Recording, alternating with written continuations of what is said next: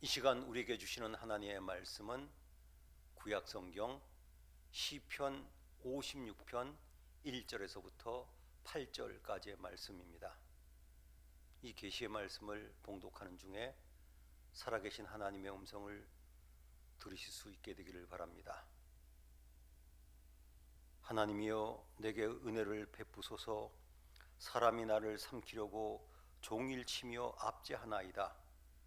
내 원수가 종일 나를 삼키려 하며 나를 교만하게 치는 자들이 많사오니 내가 두려워하는 날에는 내가 주를 의지하리이다.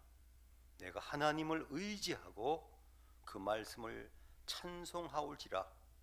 내가 하나님을 의지하였은즉 두려워하지 아니하리니 혈육을 가진 사람이 내게 어찌하리이까. 그들이 종일 내 말을 곡해하며 나를 치는 그들의 모든 생각은 사악이라. 그들이 내 생명을 엿보았던과 같이 또 모여 내 발자취를 지켜보나이다. 그들이 악을 행하고야 안전하오리이까. 하나님이여, 분노하사 뭇 백성을 낮추소서. 나의 유리함을 주께서 계수하셨사오니 나의 눈물을 주의 병에 담으소서. 이것이 주의 책에 기록되지 아니하였나이까. 아멘. 제가 성지를 늘 다니면서 많은 깨달음을 얻게 되는 이유가 있습니다. 그것은 우리나라에서는 경험하지 못한 일들, 또 우리나라에서는 없는 유물 같은 것을 보면서 성경의 말씀과 연결되는 일들이 더 많기 때문입니다. 예전에 이란에 성지답사를 갔을 때 박물관에서 특별한 그릇을 하나 보았습니다. 뭔가 좀 특이해요. 그래서 설명을 봤더니 그게 바로 성지 사람들이 쓰던 눈물병이었습니다. 우리나라에서는 제가 알기에는 눈물병이 없습니다. 눈물병, 흘린 눈물을 모아서 보관하는 그릇입니다. 보통 유리로도 많이 만들지만 가난한 사람들은 토기로 만들기도 했다고도 합니다. 이제 사진으로 한번 눈물병이 어떻게 생겼는지를 보시겠습니다.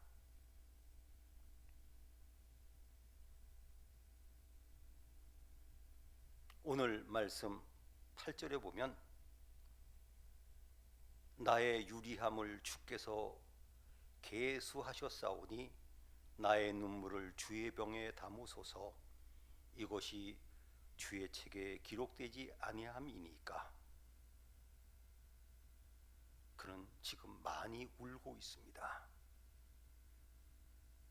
왜 울었을까요? 언제 울었을까요? 어디서 울었을까요? 제가 시편 말씀을 사랑하는 이유 중에 하나가 바로 시편의 여러 곳에서 이 시가 언제 지어졌다고 하는 표제어가 있기 때문입니다. 똑같은 일이라고 하더라도 언제 어느 때에 어느 곳에서 어떤 상황에서 그 일이 일어났는가 하는 배경을 아는 것은 매우 중요합니다. 오늘 말씀의 표제어에는 이렇게 기록되어 있습니다. 다윗이 가드에서 블레셋인에게 잡힌 때에, 가드는 블레셋의 도시입니다. 그는 성경에 보면 2번 그곳에 갔는데 그는 그곳에서 울었습니다. 얼마나 많이 울었는지 하나님께서 눈물병에 담아서 보관해 달라고 기도하고 있습니다. 우리는 가끔 눈물을 흘립니다. 또 어떤 때는 자주 눈물을 흘리고 괴로워하고 슬퍼할 때가 있습니다. 물론 기뻐서 눈물을 흘리고 기쁜 날 여러 가지 감회에 젖어서 눈물을 흘리는 것은 아름답습니다. 최근에 국민적인 인기를 끌었던 미스터 트롯에서 그 진선미를 발표할 때 진으로 당선된 가수가 흘리던 눈물을 봅니다. 다 아시는 내용이지만 아름다웠습니다. 그날이 어릴 때 돌아가신 아버님의 기일이었다 그럽니다. 홀 어머니께서 그때까지 키워주신 것을 생각하면서 흐르던 그 눈물은 이 어려운 시대에 많은 국민들에게 감동을 주었습니다. 그런데 대부분의 눈물들은 기뻐서 흘리지 않습니다. 물론 그저 눈물이 맺힌 정도로 끝나면 다행이겠지요. 그러나 어떤 때는 걷잡을 수 없도록 흐르는 눈물이 있습니다. 쏟아내야 합니다. 펑펑 웁니다. 때로는 토할 것 같은 눈물도 있는데 특별한 참 괴로운 눈물이 있죠. 피눈물이란 말입니다. 몹시 슬프고 분하여 나는 눈물입니다. 그래서 고생 중에서 최고의 고생을 이렇게까지 표현합니다. 피눈물 나는 고생을 하였다. 전 세계가 지금 눈물을 흘리고 있습니다. 심지어 가족이 돌아가셔도 장례를 제대로 치르지 못합니다. 후회 중에서 또 안타까운 눈물이 흐르도록 하는 것이 있는데 후회의 눈물입니다. 그때 왜 안 그랬나? 회한의 눈물입니다. 뉘우치고 한탄합니다. 혹시 미세먼지 때문에 마스크라도 좀 그때 넉넉히 사둘 걸, 그건 후회 정도죠. 또 서름의 눈물이 있습니다. 우리나라는 세계에서 가장 잘 대비하고 있는 나라라 그러지만 지금 많은 나라에서 서름의 눈물을 흘리고 있습니다. 성지의 사람들은 흘리는 눈물을 보관하는 일이 있었다고 합니다. 흐르는 눈물을 모아두는 거죠. 교우 여러분, 혹시 지금까지 내 평생에 흘렸던 눈물이 다 모아두었으면 어느 정도 될까요? 이 말씀을 듣는 우리 모두가 다 눈물병에 담아둔 그 용량이 다 다를 겁니다. 살다 보면 우리는 하고 싶은 일과 하기 싫은 일이 있습니다. 그래서 많은 분들이 이렇게 이야기하죠. 하고 싶은 일을 하며 사는 게 행복이다. 심지어 어떤 분들은 하고 싶은 일이 직업까지 돼서 기쁘다고 이야기합니다. 또 가고 싶은 곳이 있습니다. 최근 들어서 새로운 세계적인 변화는 바로 여행입니다. 최근에 가장 많은 사람들에게 영향을 주는 주제는 여행입니다. 우리 어렸을 때만 해도 해외에 나가는 것 자체가 불가능했는데 요즘 해외에 한 번도 안 나가본 사람 찾기가 힘들 정도가 되었습니다. 꼭 가고 싶은 곳. 또 어떤 분들은 또 이렇게까지 추천을 합니다. 죽기 전에 꼭 가봐야 할 장소. 어떤 분들은 이럽니다. 내가 어디는 꼭 죽기 전에 가보고 싶다고. 근데 정반대가 있습니다.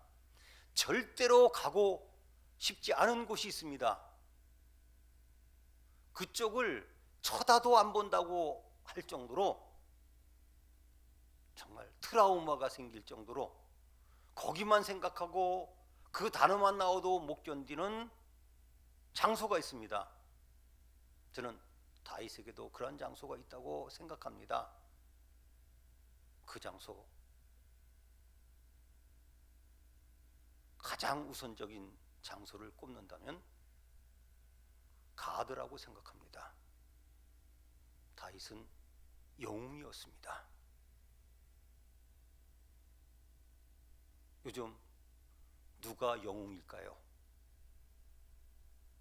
사실 지금 방역을 위해서 수고하는 의료진들, 그들을 옆에서 돕는 분들, 그리고 어떻게든지 이 사태를 막아보려고 온몸을 던지는 공직자들과 많은 분들, 그리고 한 번도 경험하지 못한 이 격리 생활 속에서 견디고 살아가는 모든 사람들이 다 영웅입니다.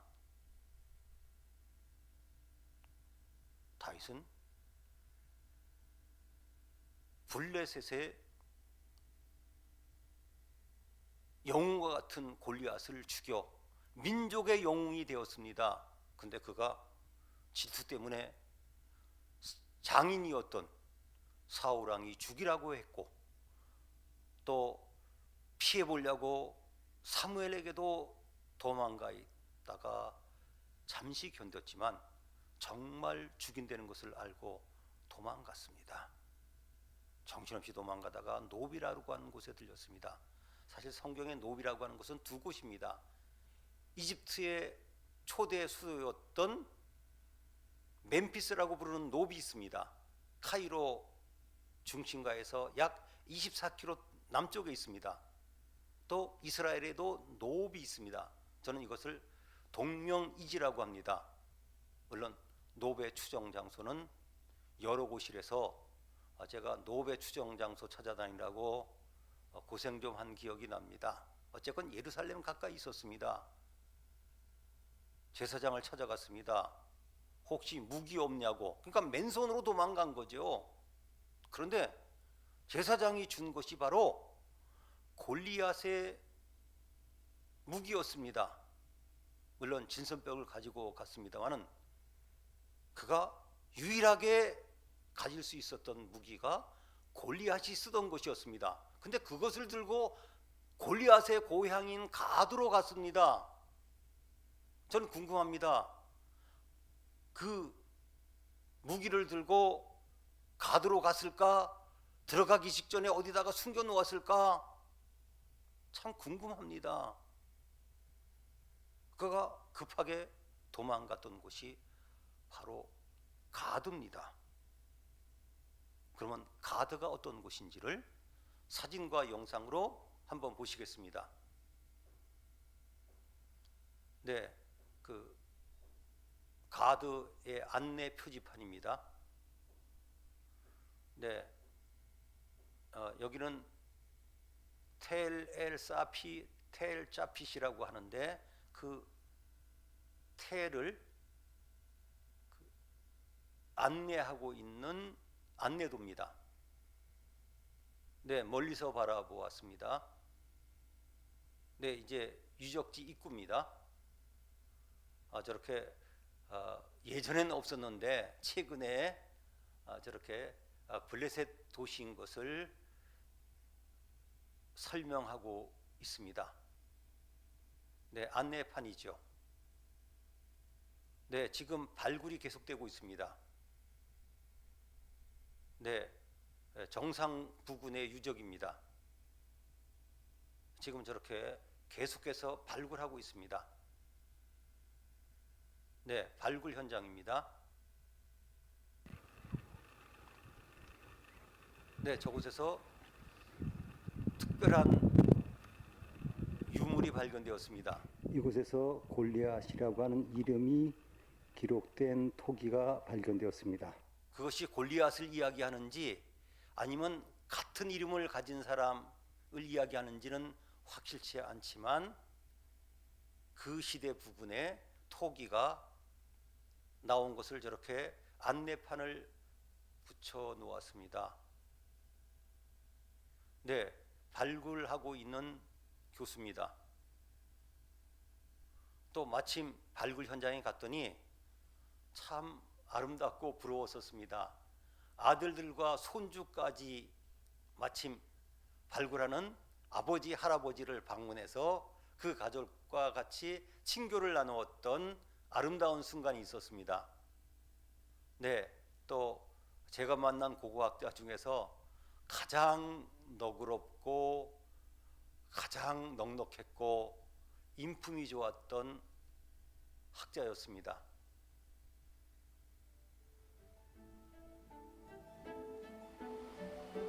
가드는 블레셋의 도시로 다윗이 이긴 골리앗의 고향으로 유명한 곳이다. 가드는 아스돗에서 옮긴 여호와의 법궤가 머물렀을 때 큰 환란이 있었던 곳이다. 사울을 피해 도망했던 다윗이 미친 척하면서 살아났던 아기스의 도시이다. 블레셋은 해양 민족으로 팔레스틴의 어원이 되었고 블레셋 사람들은 교통이 좋고 비옥한 이 지역을 차지하고 살았기에 이 지역을 블레셋 평야라고 부른다. 다른 곳으로 여겨졌던 가드는 텔 자핏으로 부르는 이곳으로 동일시되었다. 100년 가까이 잊혀졌던 이 언덕은 1996년 아론 메이르 교수에 의해서 발굴이 시작되어 계속해서 발굴이 진행되고 있다. And it's a site that settled from the early Bronze Age, about 3000 BCE, until modern times, an Arab village that was abandoned during the 1948 Israel War of Independence. But the periods that we're focusing most on are the periods of the Canaanite and Philistine culture.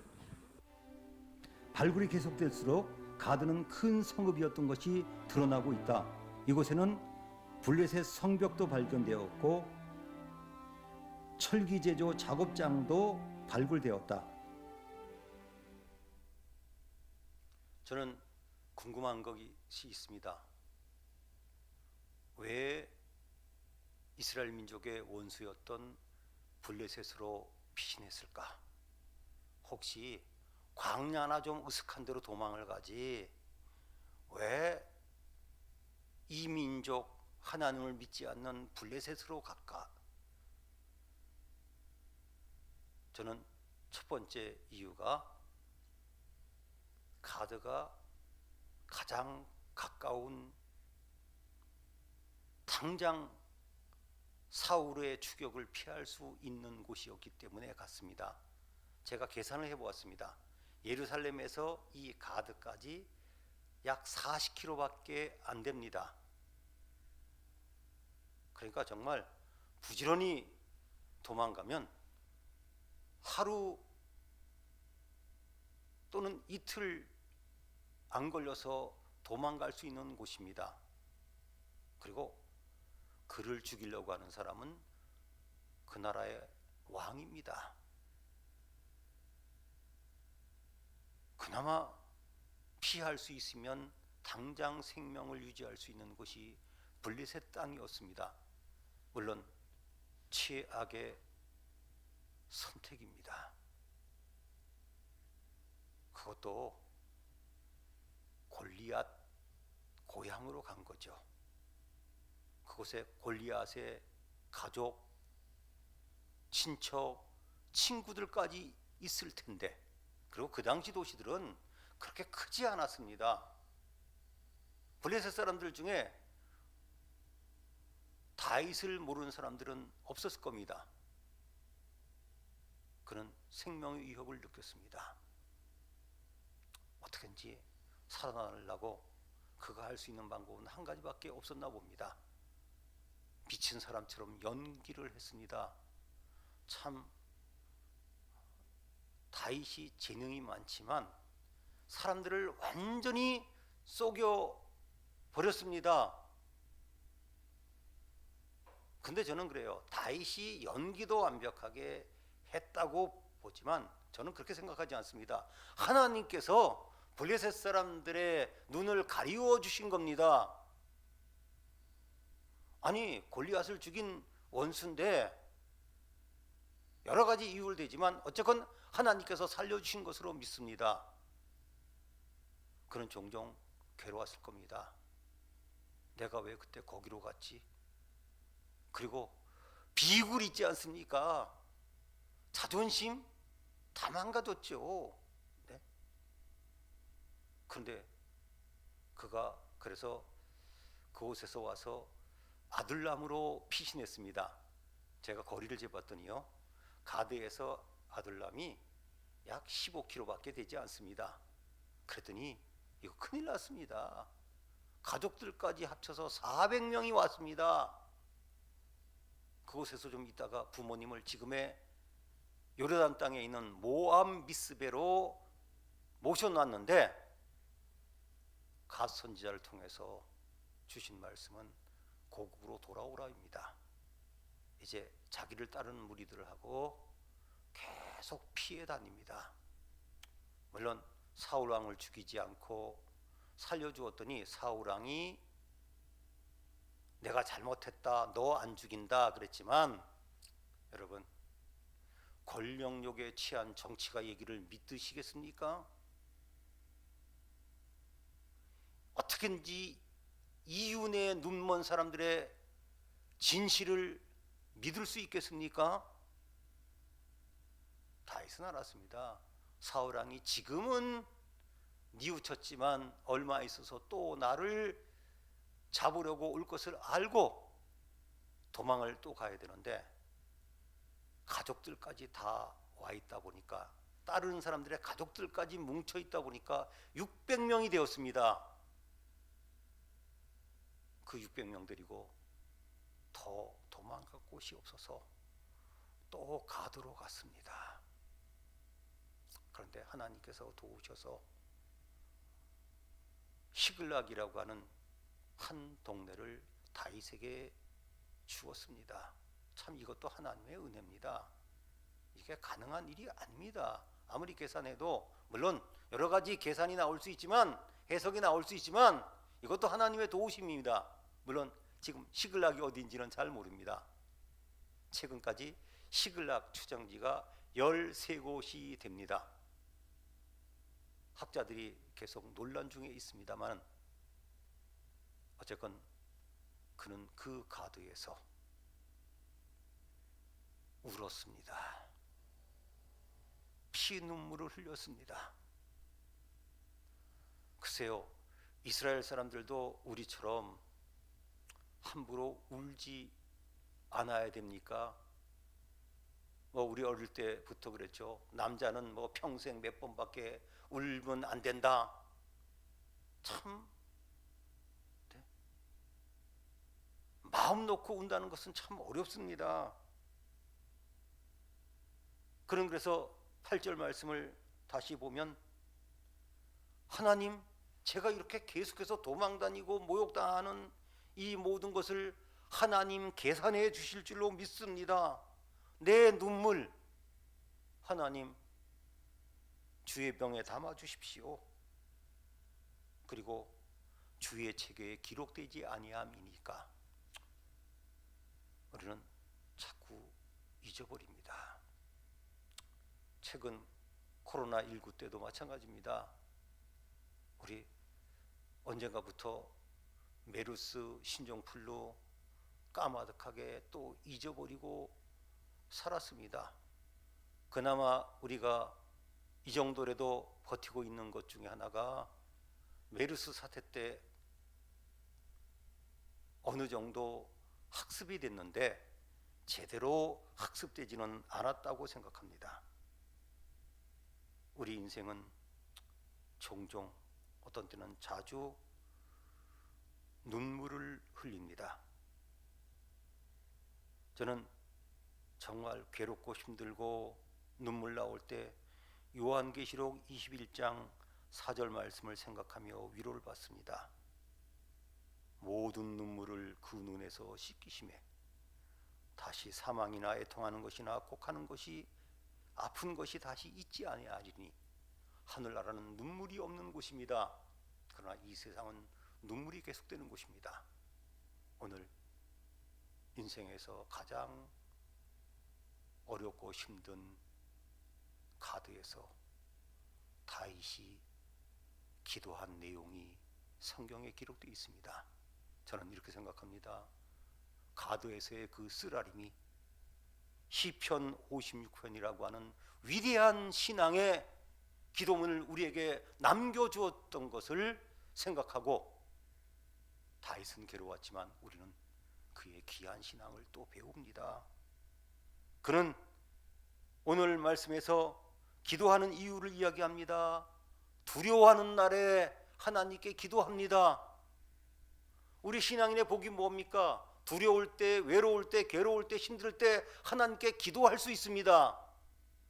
그냥 하소연이 아닙니다. 그 다음 믿습니다.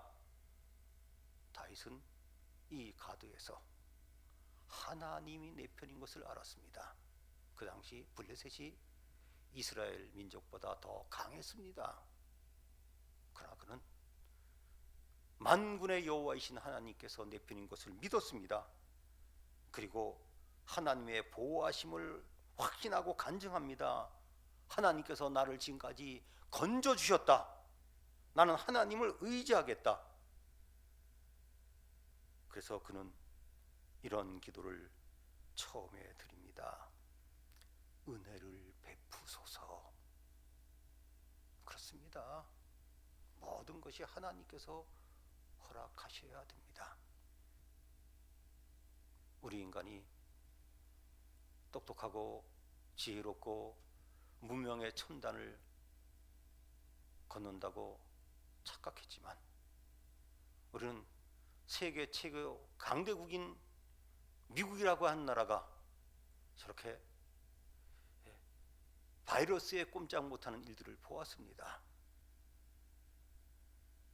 인간의 한계를 우리는 다시 한번 느낄 때 우리는 다시 한번 하나님께 기도해야 합니다. 다윗은 인생에서 가장 어려운 시기를 최악의 장소인 가드에서 보내면서 하나님께 기도했습니다. 우리는 이미 그 결과를 압니다. 하나님께서 다윗의 기도를 들으셔서 가드에서 2번이나 무사히 빠져나오게 하시고 이스라엘의 왕이 되게 하시고 메시아의 조상이 되는 놀라운 은혜를 베풀어 주신 것을 우리는 이미 성경을 통해서 알고 있습니다. 교회 여러분, 우리가 처한 상황이 어렵고 힘들지라도 하나님께 기도합시다. 하나님 은혜를 베풀어 주시옵소서. 기도하면서 우리는 하나님이 내 편인 것을 믿어야 합니다.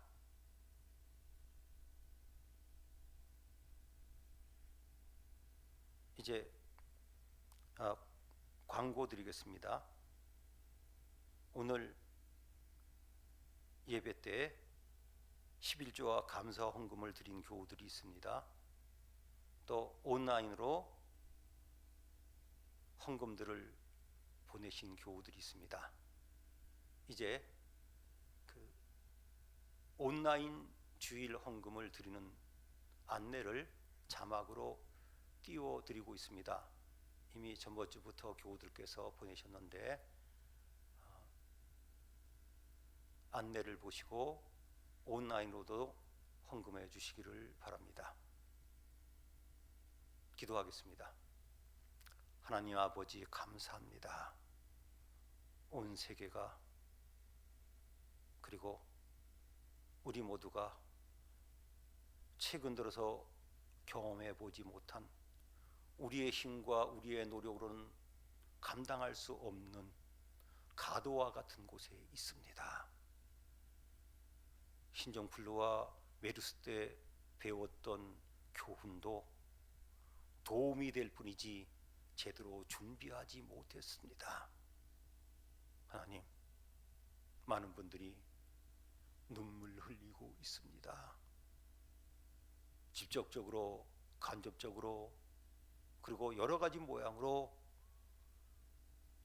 어떤 분들은 피 눈물을 흘리며 견디고 있습니다. 하나님, 이 모든 것 하나님의 권한 안에 있음을 믿습니다. 하나님, 우리의 고생함과 이 모든 것을 하나님은 기억하실 줄로 믿습니다. 하나님, 우리의 수고와 눈물을 하나님의 눈물의 병에 담아주어서 끝까지 믿음으로 살게 해 주시옵소서.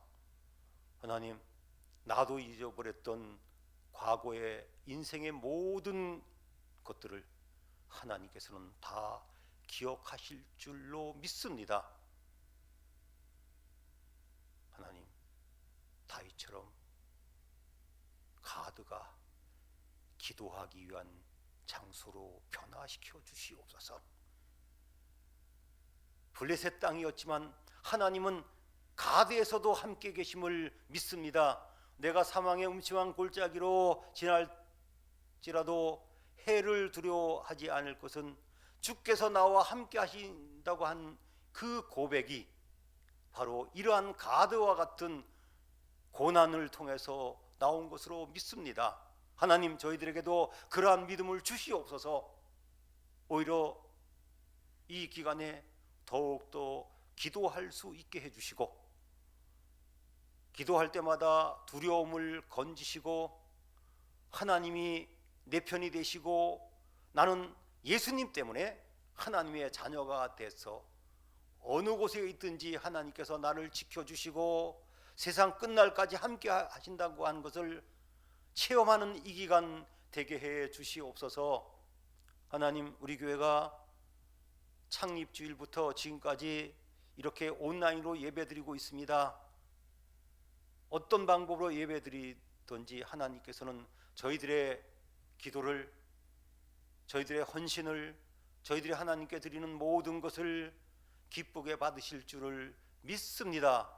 하나님, 기도합니다. 불쌍히 여겨 주시옵소서. 은혜를 베풀어 주시옵소서. 다시 한번 저희들이 겸손하여져서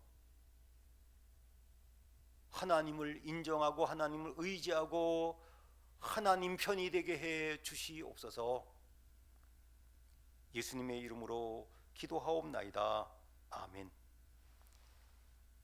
이제는 우리 주 예수 그리스도의 은혜와 하나님 아버지의 그 크신 사랑과 성령님의 역사하시고 교통하시고 함께 하심이